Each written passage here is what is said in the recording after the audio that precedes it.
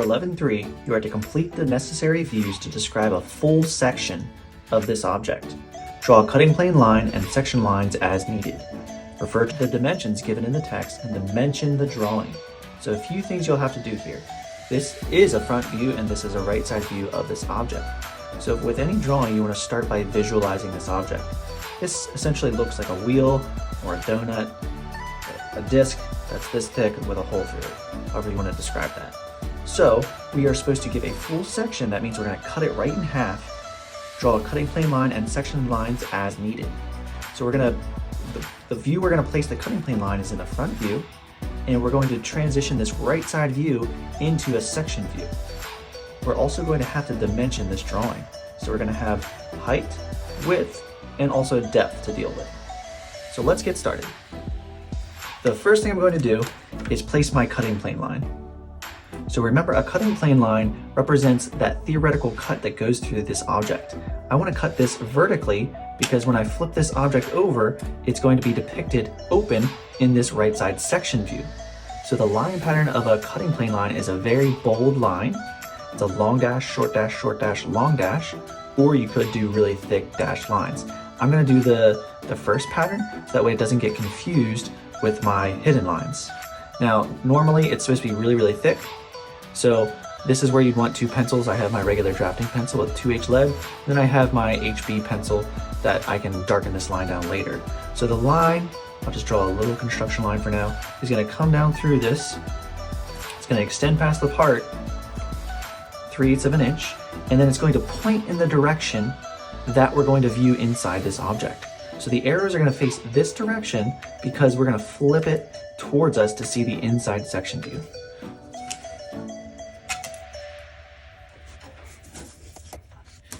Now, I know this side is going to be sectioned, and I'm going to look inside this hole. Let me just go ahead and place my cutting plane line.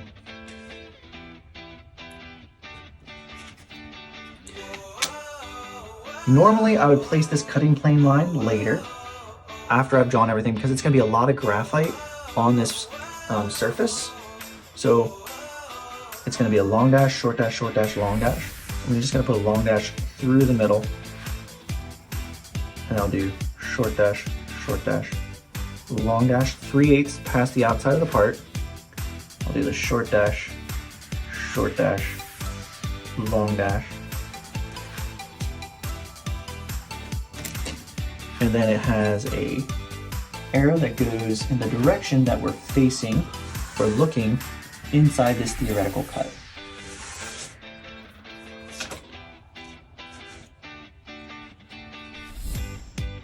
I'm going to use larger arrows for this. So to keep them consistent, I'll still use an A, but I'm just going to use the 3/16 instead of the 1/8 inch. So there's some line diversity here.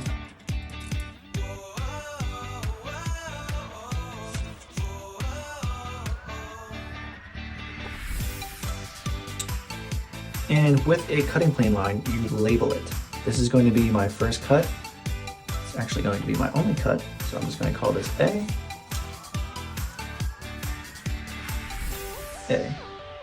So this is cut AA. So whenever you're referring to sections, you might have multiple sections in one view. So this will be the section AA, and we'll label that last. All right, now looking at the right side view, these will no longer be hidden because I'm gonna think if all this material is removed away, I'm looking at this surface and I would see this inside curve. So right here, this corner would actually be a visible edge. So I can come over this hidden line and turn those into object lines. Next, I'm going to start with my section lines.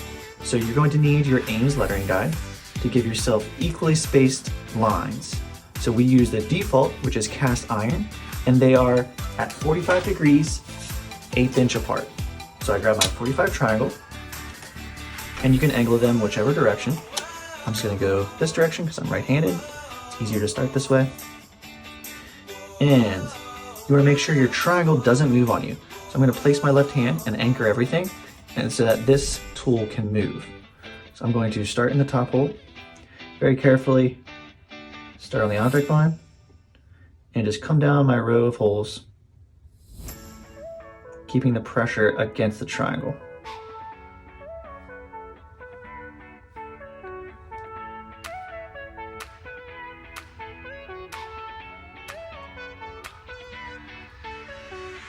If you overdraw it, you'll just come back with your eraser shield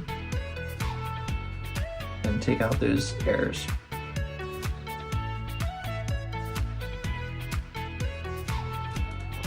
And drop down, or you could slide your triangle just so you can cover the rest of this space. Now I'm sectioning the area that's positive material.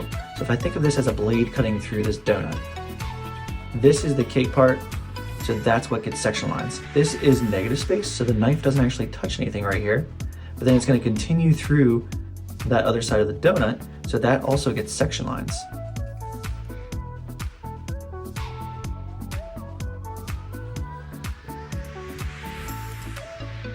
So you want to be careful, because if this happens, it's best to get rid of that error now with an eraser shield and an eraser, because once you have other section lines in there, it's going to be a little bit more difficult to edit any errors or mistakes. So just keep everything nice and tight, flush. Now I'm going to have to line this back up with the last line by just placing this hole over that line. Now I'm good to continue.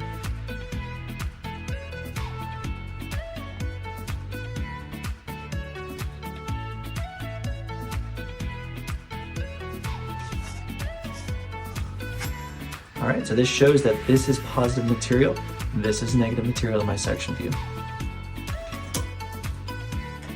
Next, I have to dimension this and label my section view.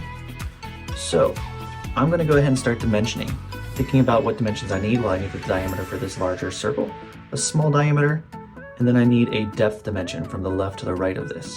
That will take care of all my dimensions. If you remember back, it actually says it's proper to dimension diameters in the side view and give the symbol.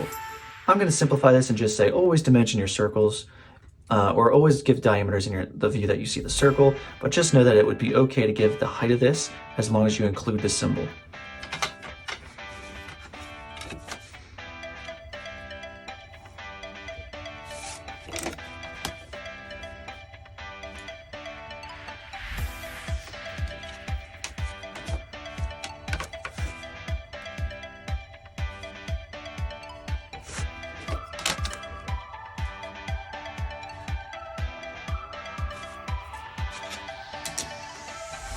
So you also want to make sure you follow your dimensioning rules. These dimensions should be 3/8 away from my part for the first dimension. And then every consecutive dimension after that should be 1/4.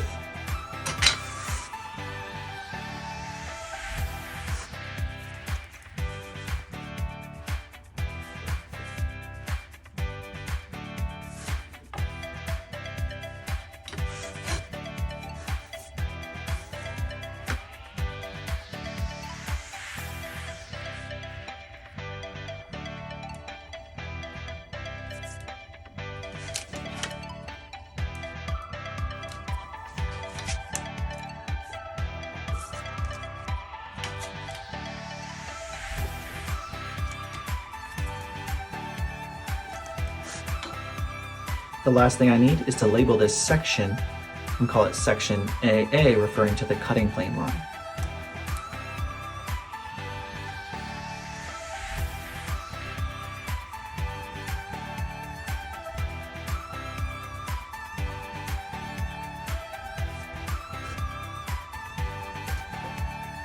All right, now look over everything, read your directions. I've drawn a full section. I drew the cutting plane line. I drew the section lines as needed. I've labeled both views. And I don't need to refer to the dimensions in the text because there's only one depth. There's nothing else going on here. And I've dimensioned the drawing. I've given this diameter, that diameter, and depth. So looking at everything, that is everything I would need. So this one is complete.